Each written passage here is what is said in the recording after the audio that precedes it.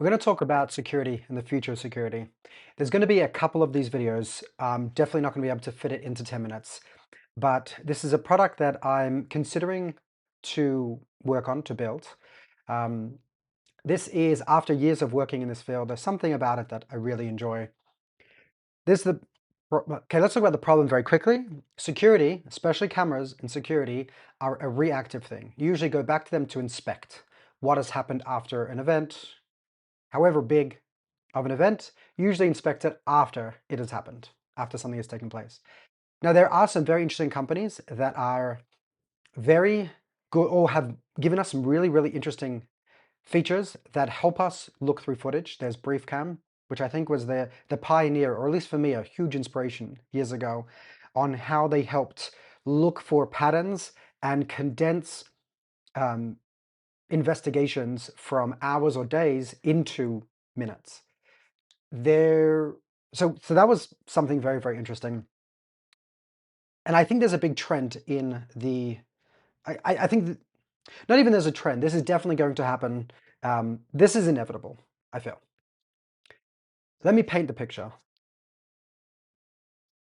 When you have security cameras, nowadays you record your cameras. Most people, especially once they start getting on-site premises, will start recording with quite a lot of camera capacity, like maybe for a month or so. If you're using cloud cameras connected to the cloud, especially in like a home environment, you usually just record the motions or smart motions, smart detections, and you'll have small snippets of things that you need, but it's not actually going to record everything because most of them are like, we're just looking at if a person is seen or an animal is seen or a car, and we'll trigger that, we'll give you alerts. But this is on the cloud, we don't have a crazy amount of storage. We're not going to store every single thing, but the amount of information hidden in that data is a treasure trove. Let's say it this way. If I went and hired out a security firm to come and be, whether it's a security guard or a security monitor, an agent that's monitoring my site, if I were to give them, if they had the capability of taking all my recordings from even the last month, but let's say as far back as 6 months ago, if I had the capability to download all that footage into their head,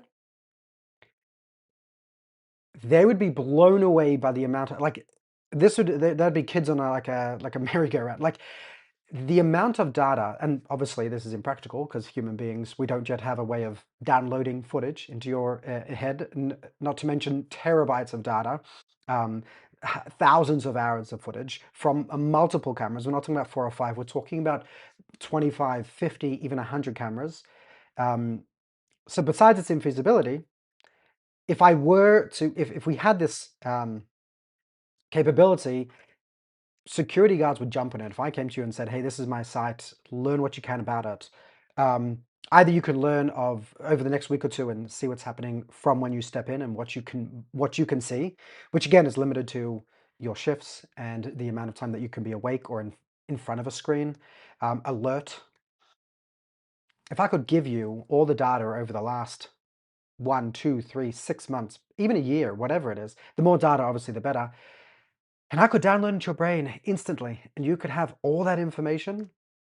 Obviously, the processing required to actually piece it together would be phenomenal.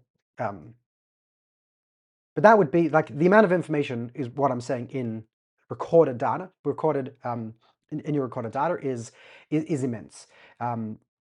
We normally see these things. We normally get these after an incident has happened, and we spend hours, weeks, years, not years, maybe weeks. So usually hours, days, months, depending on obviously the incident and where it goes, reviewing the footage. And a lot of the time we actually find that we can detect the patterns from them. Obviously there is intelligence beyond that, that we'll use. But a lot of the time we'll find that the information that we needed is there. We will see that person suspiciously walking around, gathering intelligence over the past little bit, or we'll hear someone's angry comment, or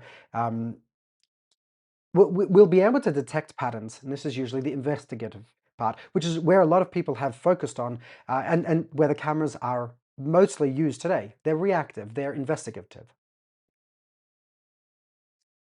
But what if we could use the cameras for predictions, for actual alerts of understanding patterns, diving deep into every piece of information, the same way that an investigator after the fact would go into and say, oh, now I can connect the dots? Imagine if we could connect the dots by looking at the past, right? We do this all the time with other metrics, right?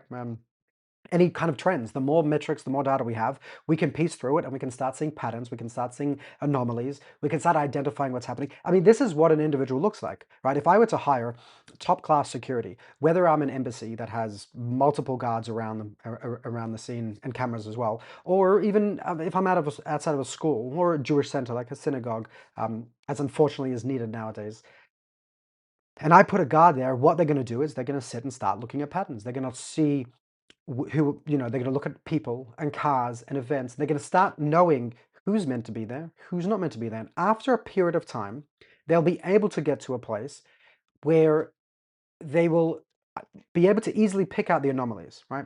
Very different than day one when they didn't have that context. And the same thing is with cameras. If we were able to actually suck that information out of all of the recordings to get a context, to get a pattern, the predictions and the trends that we'd be able to receive and to better mitigate threats that are possibly happening in the future grows immensely. I think there's been certain layers, there's been certain levels and generations for cameras as they've been, from the very, very beginning of just putting a camera with a feed and just hopefully someone's watching and catching something in real time, to actually getting recording capabilities so you can replay back what's happened in the past, to getting motion sensing to actually get like alerts something's happening, to get smart sensing, smart detections where you're not just alerted from the wind or the rain or an animal running past, but now you can actually detect a person or a car or even a face, a particular person or license plate, a particular car, to getting more granular like colors and car models and clothing that people are wearing, to getting to this level where we're currently at, where the more advanced companies that are bringing AI into their systems is more retrievals, like natural language retrievals, where you're able to not just be focused on what has, the parameters that you had before, like person or red top or things like that. You could get more into it, like someone climbing a fence or a kid on skateboards with a red hoodie riding by, or someone swearing or someone saying this particular word. These kind of things are definitely helpful to trigger, but they're also very difficult. They're also usually things that have happened in the past, right? Some event has happened and now you're like, okay, now I'm looking out for it. But for a system that actually is proactive, has intelligence, understands the site, whether it's trained on the site specifically where you give it triggers, or preferably where it looks at the site and starts picking up and going, oh, I understand the kind of site, the kind of nature, my risk level, risk assessment, the threat assessments that I'm looking for, the threats I'm looking for, and creating that assessment gets powered by the context of the place it's in. And all this can be powered by the device. There is so much, what I'm saying is there's so much information out inside of your footage that if we can properly index it, properly understand it, properly see the relationships between people and objects, look at the patterns, look at the events, actually get proper behavior, not just like, oh, I can detect that someone's got a weapon or a crowd's getting rowdy, but actually start really understanding the site, what it needs, the patterns, people that are meant to be there, people that haven't been there before. You can start building up something that you would have in a security guard, but you could supplement it with a very, very strong AI security operator, assistant, whatever you want to call it. But I think that this is a huge untapped part of the puzzle that takes cameras from being being reactive to being proactive. Now, in future videos, I'm going to go through, because I'm nearly at the 10-minute mark and I'm going to wrap it up.